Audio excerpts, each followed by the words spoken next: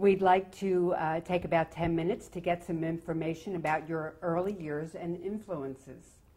Well, I'm from Milwaukee, Wisconsin. I grew up in a suburb of Milwaukee, right along Lake Michigan, which was a lovely place to grow up really as a kid. There were a lot of things to do outdoors, and that suited me very well because I love being outside and love playing in sports. And fact is, I was a speed skater when I was a kid, and when you grow up in Wisconsin, the winters last a long time, so winter sports are pretty popular there, and I enjoyed that. Went to South Milwaukee High School, graduated as valedictorian from high school, and went on to the University of Wisconsin as an undergraduate. So pretty much a Wisconsin girl until I got out of college. Well, just to go back a teeny bit, what was your name at birth? My name at birth was Kay Ann Smith. Kay Ann Smith. Kay Ann Smith, 510 Elm Avenue, South Milwaukee, Wisconsin. It's just plain as you can get in the Midwest, I guess. And what was your father's name, and what did he do? My father's name is William, and he was a sales executive for a company called Laddish. They did big drop forgings, aircraft parts. They did a lot of things like that. It was an industrial company. And he traveled a lot when we were kids, mostly around the United States. But he brought back stories of famous people like Werner von Braun and people that really influenced our space program, which I found fascinating. I was always fascinated with space as a kid. And my mom is a homemaker, and she was at home when we were raised. I'm the middle child. I have an older sister, Sharon, and a younger brother, Mark. My sister is a researcher in Madison, Wisconsin today, and my brother is in the television business. He has his own business, and he's here in metropolitan New York as well, 07 Films. And what traits do you think you inherited from your parents? Stubbornness from both of them. I think that, well, we were brought up to be very independent. And when I was in kindergarten, and in those days kindergarten was 2 years. There wasn't really preschool as there is today. A lot of kids go to preschool and then go to 1 year of kindergarten. We had 2 years of kindergarten at that period of time. And when I was in my second year of kindergarten, my parents built a house in the next town, and we were moving, and it was before Christmas. And we were all very happy moving into our new house for Christmas and all that sort of stuff. But I said to my father I wasn't going to be able to move until the end of May. And he said, "What do you mean you're not going to be able to move?" And I said, "Well, I have to graduate from my kindergarten class." And he said, "You're moving." You know, pretty firmly, "You're moving with us." And I said, "Well, then you'll have to give me an allowance." And he said, "An allowance for what?" And I said, "I need to take the bus back to my kindergarten so I can graduate with my kindergarten class." And he said, "Well, how much is that?"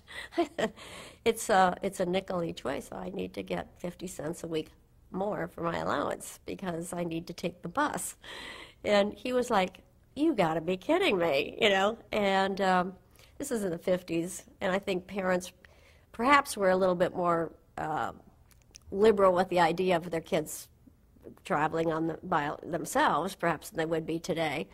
But he said to me, "No one is ever going to pick you up. Your mother's not going down to the bus stop to pick you up when it snows, and you're going to stand out there and wait for the bus in the cold, and, you know, you want to do all that." And I said, "Yeah, I do." And he said, "Okay, but don't ever complain to me about it." And I said, "I never will." I never did. I got my allowance, and I went to kindergarten and graduated my kindergarten class. And I think it's a, you know, sort of a story about my quest for independence at a very early age, but I think it is more a story about my parents, because my parents had to have a lot of confidence in me and a lot of confidence that their 5-, 6-year-old child could, you know, travel on public transportation by herself, go to the next town, go to school, come back. It wasn't like a school bus picking you up. It was really, you were out there, you know, on the public transportation system. And I think it said that they trusted us, that they trusted me, and that they wanted me to be independent and they were going to allow me to be independent. And I think that had a lot of influence on me in my life, because every time I attempted to do something new in school or whatever in my life, my parents were always very supportive of experimentation, do something unusual, do something different. They were always there and in the background, but letting you do on yourself and taking the consequences. That's another thing. If you made a mistake, and you had to live with the consequences of your mistake. And I think that was really, really good training. I think I don't have children. My husband and I don't have children, but in observation today, I think kids have so many more opportunities to do things, but probably so many more things that are don't do's than we had when we were kids, just because of changes in, the social structure and changes in a lot of things that kids can get into. I think, drugs are a lot more available today to even very young children, and a lot of things are don't do today. We didn't really have that much. We had rules we had to live by as kids, but we were allowed, I think, more freedom to experiment. And I regret that. I regret that for kids today, that they often live more in confined rules. And I think parents perhaps do more things for their kids today instead of letting them do them.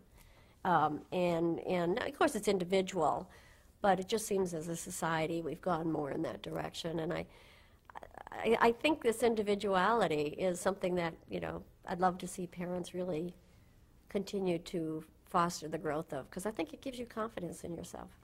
So given that you were already quite a unique individual and had the great asset of your parents' support at such an early age, did you already know what you wanted to be when you grew up? Oh, not at all. I wanted to be everything. I mean, I'm one of these people that I have very eclectic interests. And I was always, in fact, when I was in 4th grade, 5th grade, 6th grade, 7th grade, I was very envious of kids in my class who knew they wanted to be a fighter pilot, or knew they wanted to be a doctor, or knew they wanted to be a teacher. And I thought, how do they know? How do they know? And I was always on the edge of looking at different, pushing the edge of the envelope, looking at the new. I've always loved the new and the exploratory. As I said, I was in love with space even as a kid. I think had I been in a different environment than I was, I would have probably loved to have been an astronaut. I didn't love the idea of going to engineering school. I wanted to go to medical school, but after a while, not in the 5th grade, but I mean, as I went through high school and went to college, I realized that I had a really strong interest in biology. In fact, I was a science major. And I really had plans to go to medical school at one point until, I'll tell the story later on, until I met a man who changed my life. So you went to the University of Wisconsin. I did, as an undergraduate. And so your first major was at the University of Wisconsin? As a science major, I had biology, biological sciences, and I also had sort of media, television and media and speech courses as my minor. So I did have a connection to the media. I was always sort of fascinated with journalism and the media. I was sort of fascinated and did things to write. I was a television producer as one of my 3 jobs, working my way through college. I produced television shows. I was always kind of interested in the media as almost as a secondary interest in a lot of ways, but I didn't see myself as having a career in it so much as just that I thought it was interesting and a fun job. You got that job. So as we go along, did you have one specific early mentor that turned your mind around in some specific way at this point? No, school was very easy for me. The studies were really easy. I did a lot of extra exploration and worked with some of the teachers in my high school to do some things that were just kind of unusual. One of the things I regretted was that I was chosen as an exchange student to go to Turkey, and then the Turkish-Cypriot War broke out, and they canceled the program that year. And that was one of my disappointments, because I would have really loved the opportunity to go and live and go to school for a session in a different country. And I think a lot of kids get to do that today, and I think that's fabulous. I think it's almost imperative today in the world that we live in that you see how different cultures are. Mm-hmm. So I just need to ask you one thing. Could you tell us, or would you tell us your birth date? My birth date, yes, April 11th, 1945. And did you watch television when you were growing up? Interesting about television. We were the first people in our neighborhood to have a television. And we did have a television since I was probably 3 or 4 years old. So kids in our neighborhood would all come over to our house to watch television after school. Mm-hmm. So it was Howdy Doody and shows like that that were on at the time. And so I did have early exposure to television. Did you think anything about it, though, other than it was a novelty? I thought it was fun. You know, we enjoyed it. You know, we basically sat around and laughed and kidded, just like kids do. But I wasn't one of these people that was, like, taken with television and thought, well, television is going to be a career for me. I really wasn't in that, vein. It was nice, and we had it. I was entertained by it. But some people that I know in the television business are like they fell in love with television when they were kids, and they would just watch and study every program or study their favorite programs. I had my favorite programs, but to me it was a communications tool and something that brought us entertainment and news. So then how did you become interested in satellite technology? Well, that's the interesting story. I think about how one person can influence another person's life. And when I was in college, I took off about 6 weeks between my junior and senior year in college and went to Europe, which was my first trip to Europe. And I really basically went there like most college kids would do, to have a good time, to party and meet people and have a good time. But I also was a serious student. I've always loved studying and learning, and I thought, well, while I'm there, I wrote ahead, and I wanted to find a few places in television that I could see what they were doing in television, or a few universities that I wanted to go and just audit a course, not even a whole course, but just go lectures. I wanted to find out if I could just set it on a lecture and so forth. And one of those places was the London School of Economics. They stopped in. And I happened to hear a lecture by a gentleman who did change my life. And he was talking about geosynchronous orbiting satellites. Now, if you were 20 years old, would you think that would be the most sexy thing you would hear about? Probably not.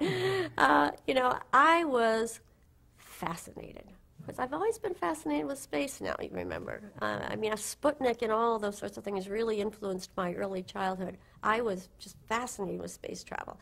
So when I heard the story about geosynchronous orbiting satellites and how they were going to change how this is 1966, how they were going to change communication patterns. We have to all remember, we had 3 television networks at that time, and very little else, very little in independent television or anything like that.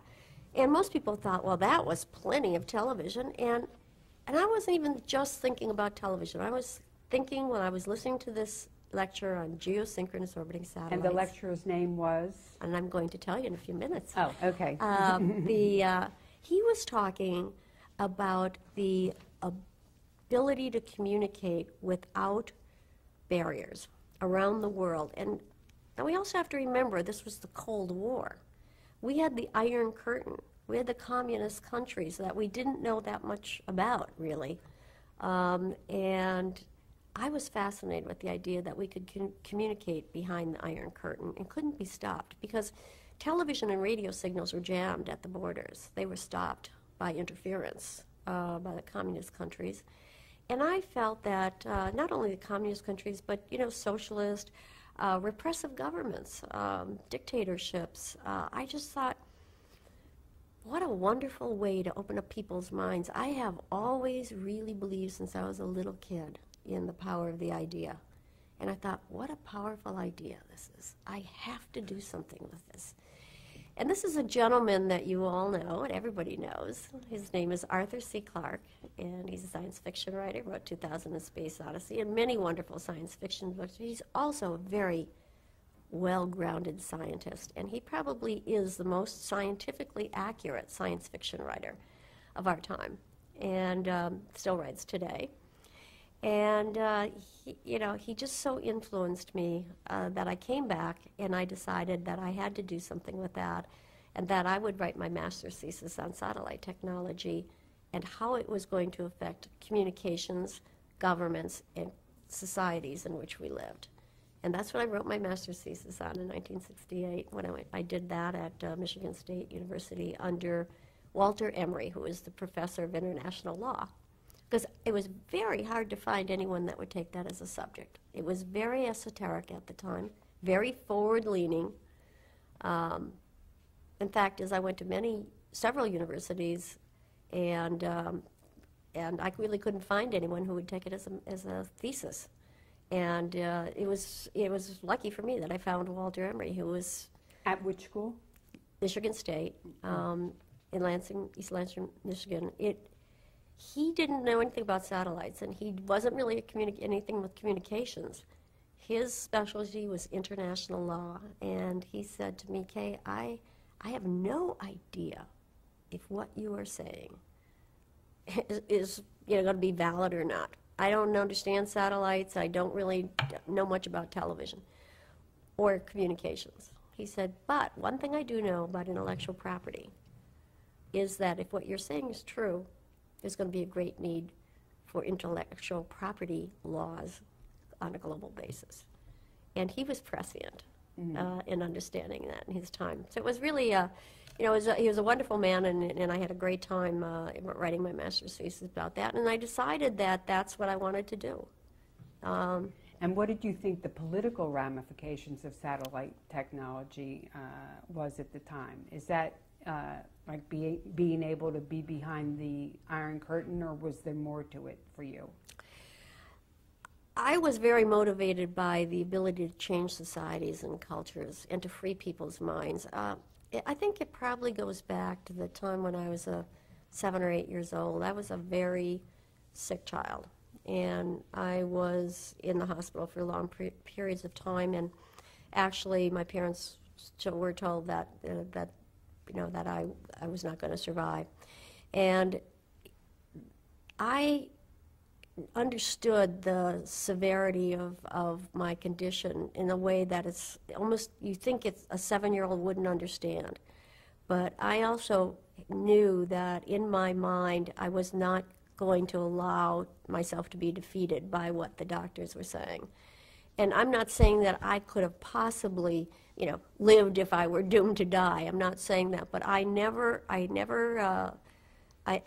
relinquished my vision of myself, growing up to be a full adult, and I really thought that the power of the mind is really overpowering. And a lot of people don't recognize how much attitude and concentration of the mind can really heal yourself and change your conditions. And I really truly believe that is the case. When you look at people that use healing processes that are both spiritual and physical, or medically induced, the combination of them can be very, very powerful. And when I survived that period of time, I was more adult, I would say, in my attitude toward the power of the mind. I really, for a 7 or 8-year-old, I was so convinced that I actually could do anything that I wanted to do, because, I had really thought about the process and realized that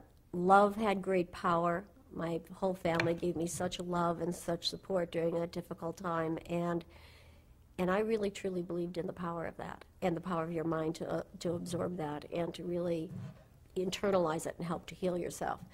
And I think that that's true about powers of ideas, and I think it goes back to that time, when I was a child. Can you tell us the nature of your illness?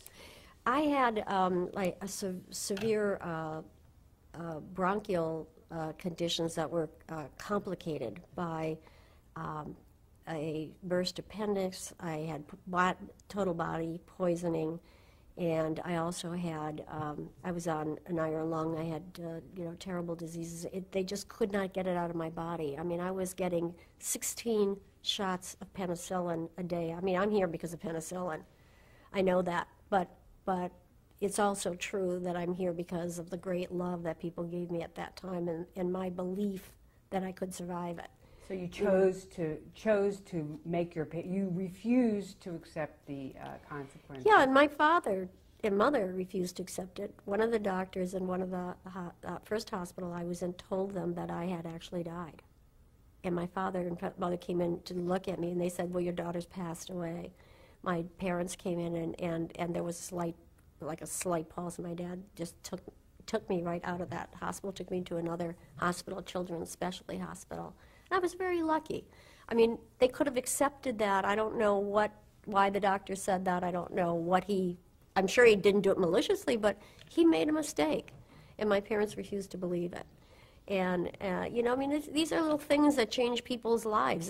These have major impact on people. You see people that have, I'm always taken by athletes that have overcome polio or something, you know what I mean? They've overcome some barrier, and then they become great at what they're, you know, have overcome. It's really an interesting process. You had an early epiphany. Yeah. If you would. Really true. It really has influenced my life. Mm-hmm. And I think that, so the power of the idea kind of goes back to that time for me, and so I've always believed in it. And in the late 60s, going around talking about satellites and how they're going to be used for communications and so forth was really, very few people were getting it. It was really, a lot of people thought that, you know, satellites, that's going to be used by the military for spying or something, you know, and that's it. I mean, that's really what the beginning and the end of what people were thinking at those days. So once you got this degree, which you practically created yourself, what did you do with this degree after you got your master's? What was your next step? Well, I went to Washington, D.C. It's very funny because I went to Washington, D.C. And wanted to work for the Communications Satellite Corporation because, after all, satellites. I mean, that's where I wanted to go. And it took me probably 8 months to get a job there. And I thought, what is the matter with these people? Don't they realize that I understand satellites, that I really know what they're going to do? Yeah, and it's very funny. I worked at the communications satellite at the FCC first for about 6 months before I got a job at ComSat.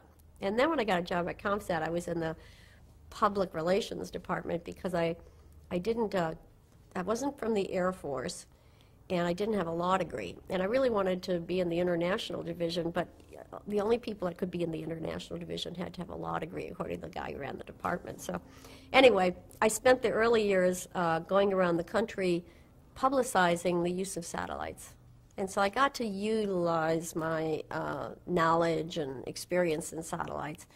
But I was always thinking about programming and how one could influence people in their thinking by the power of using the communications, radio and television and so forth.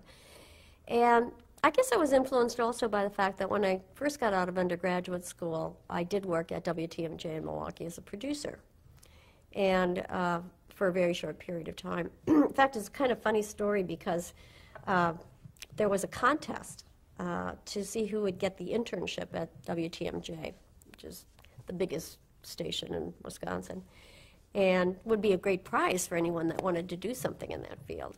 And there were 250 applicants or something on that neighborhood, 250, 260 applicants.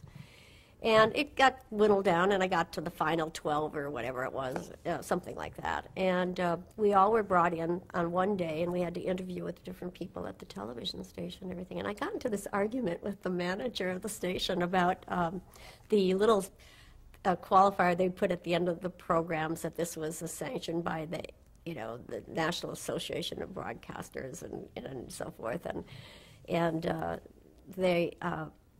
it was about opinions on the when they had editorials that this is not an editorial of the station. Also, we got in a big argument about whether those if that was really shielding the television station from any responsibilities or not, and I was saying, well, the television station, you can have people with different opinions on it, but it's still your station, and there's some, you at least are choosing the people that are giving their opinions, so you have some responsibility for what you know, a balancing these opinions so that you have a fairness in it. If you have someone with one point of view, you should have someone with another point, and all this sort of stuff. When we were having this big argument, so I came home and I said to my mom, well, I blew that, you know, I'm not going to get that job. But I got it, you know, I guess because I was a little feisty and stood up for what I really believed in. But it was a fun thing to do, but, you know, after 3 months, I just knew that it wasn't for me to stay there, because I could see that people thought I had like reached the pinnacle of my career being a producer at a local television station, because they had never had another woman. They had never had a woman do the producing. I thought that was fantastic, that boy. I mean, you'd have really risen to be the producer. And they didn't understand that actually that's not what I wanted to be.